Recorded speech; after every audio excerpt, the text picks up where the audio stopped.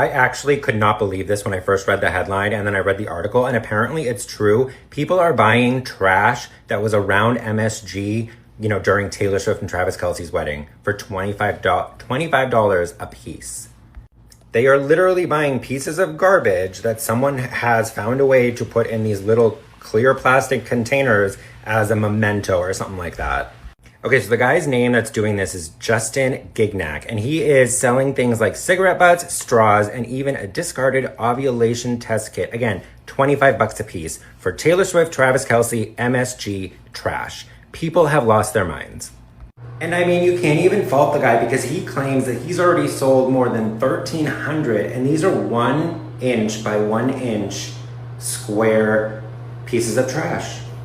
And I mean, 1,300 by $25 a piece, that's over $32,000 made from boxing up some New York City trash and selling it. That is crazy. I cannot. What do you guys think? Let's talk in the comments. Taylor Swift has been branded the world's oldest teenager. And looking at the way her fans behaved on her wedding day, and even how her celebrity guests were treated, I cannot help but agree. Now, I have seen celebrity obsession in the past by fans, but when it comes to Taylor Swift fans, the madness is on a level of psychosis.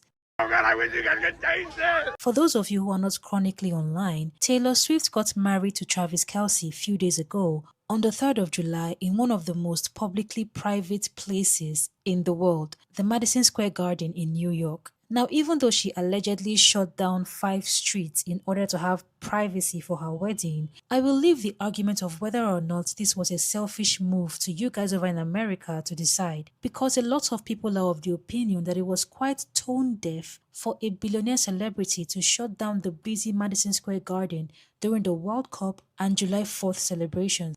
As a matter of fact, I'm glad Kanye interrupted that girl's speech. Because, mind you, this is the second exit I'm trying to come out of in Penn Station. And apparently this girl is getting married in the fucking Madison Square Garden. I'm sorry, I shouldn't be cursing. But it's too hot. It's too hot to be trapped in the subway. This exit closed? Closed? Okay. Thank you. Going to Taylor Swift's wedding? As a New Yorker, I genuinely don't care about this wedding, congrats or whatever. What I do care about is them shutting down entire blocks and small businesses that rely on foot traffic being the ones to take the hit. Restaurants, bars, bodegas, these aren't large corporations. A slow weekend will hurt their business. And if the city can provide all of this security and road closures for a private celebrity wedding, why is it the small businesses that are paying for it? But the Swifties, on the other hand, disagree. Not only do they not care about the lockdown of Madison Square Garden and the streets surrounding it, but these fanatic fans who were not invited to the wedding still took flights and drove long hours just to stand outside the venue where Taylor's wedding was holding. I guess to feel some kind of proximity to their god. I call her a god now because this level of parasocial celebrity fandom has crossed the line into worship. We drove all the way from Indianapolis, Indiana, and we arrived at 2 in the morning for this. Some people don't even travel for their own family members' weddings. Exactly. We don't even get a peek of the bride. I just felt like this was our royal wedding, and it was a moment in history that we wanted to be. Got a Taylor Swift merch on and everything. We're so excited to be here. We came all the way from Little Rock, Arkansas, just to celebrate Taylor's wedding and congratulate her. I love you, and that's all I really know. I'm talking to you.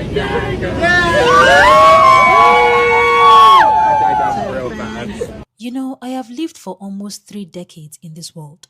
And in my country, I have worked in the entertainment industry as well. And for the life of me, I cannot fathom why I should love a celebrity to this point. I mean, what are they doing for me personally? You see, the truth is, a lot of these celebs are not good people behind closed doors. I'm not saying Taylor Swift is a bad person. I've never met her, even though her songs are really popular over here as well. But what I am saying is that working with famous people has shown me that the celebrity you see on social media, on billboards, red carpets, concert stages, and even on your TV is a carefully curated persona, expertly molded to be likable. So if I know all of this, why would I spend a whole day screaming my head off outside the venue of a celeb's wedding and then scrambling like scavengers for leftover cakes from her wedding? What kind of cake? Can you give us a thumbs up if it was chocolate? Chocolate cake? Thumbs down for vanilla. Oh! Throw it! I'll catch it! I'll catch it! I got this! I don't care! It's Taylor Swift food! Ah, police!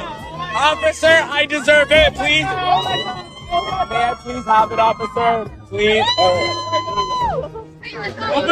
my god! Oh my god, guys! We're having Taylor Swift this year! Oh my god!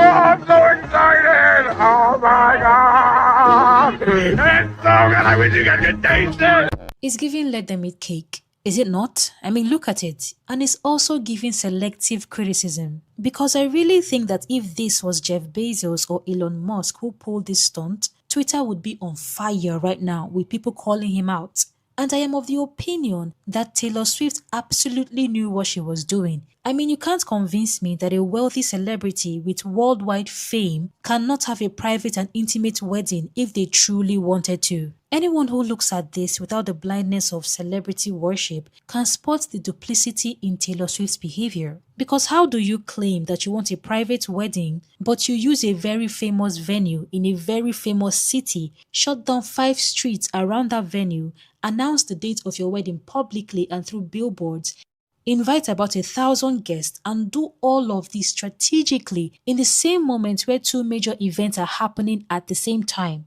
which is the World Cup and the 4th of July. If this is what a private wedding means, then maybe Zendaya and Tom Holland's wedding did not even happen in the first place. Hey guys, please respect my privacy as I get married in one of the most well-known, most famous arenas in the entire world, in the biggest city in the country, in one of the busiest, most traversed parts of that city during a record-breaking heat wave, scheduled intentionally on the weekend that the country turns 250. And I did make everybody sign NDAs, but somehow everybody in the entire world is constantly being bombarded every single day with the news that I made people sign NDAs. Listen, if that's your girl, that's your girl. But don't act for a second like she does not want people talking about her wedding. Tom Holland and Zendaya just got married, and we still don't know like a single detail about that. Genuinely, this is my most tame take on this, because I really fear that if I said my other takes on this, I would get more threats to my life than I do right now. And I talk about the police on here. Now, while I will not blame Taylor Swift for the behavior of her erratic fans who completely humiliated themselves outside of her wedding venue,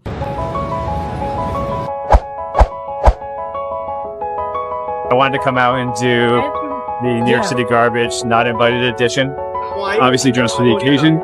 I know a lot of people wanted to be here today to support their girl, T Swift. I couldn't be here, so I'm picking up garbage around Madison Square Garden as close as you would have gotten, so you can be here in spirit and carry around a piece of their wedding day in your pocket wherever you go.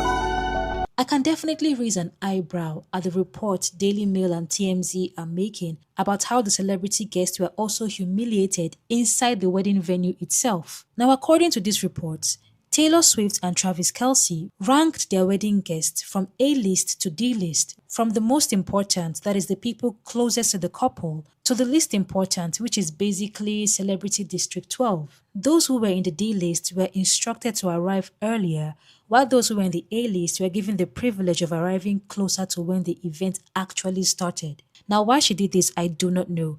There weren't enough seats for her guests, and there weren't even servers to attend to her 1,000 guests. These celebrities not only had to stand, but they had to serve themselves from the buffet-style catering that Taylor provided for them. Now, honestly, I cannot say I feel heartbroken that a crowd of millionaires and billionaires couldn't be seated or waited on at the wedding of their fellow billionaire. But I will say it is quite ironic to tag this wedding a royal wedding if the guests are standing in their designer clothes without seats and going to the kitchen themselves. I really doubt that this is how the British royal family conducts a royal wedding.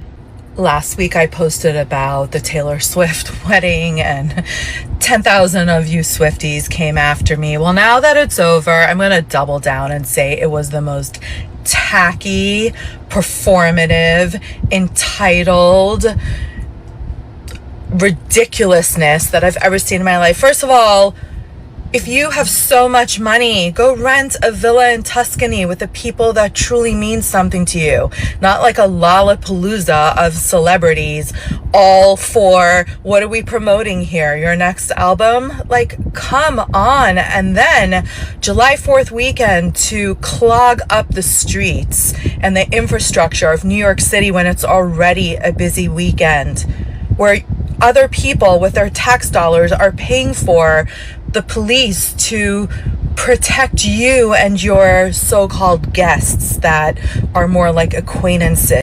And I know that if this video comes across a Swiftie, I probably will get dragged, because God forbid that anyone says anything that is not in praise of Taylor Swift. Notwithstanding, I will advise anyone infected by this celebrity worship syndrome to please pick your dignity back up from the floor. I mean, it is okay to like a celebrity, but don't waste time and money to stand outside their wedding venue just to scream and eat leftover cake. If you agree with me, let me know in the comments, and if you don't agree, let me also know in the comments. Your comments help my video a lot, so please consider saying something. Thank you so much for watching, and I'll see you soon.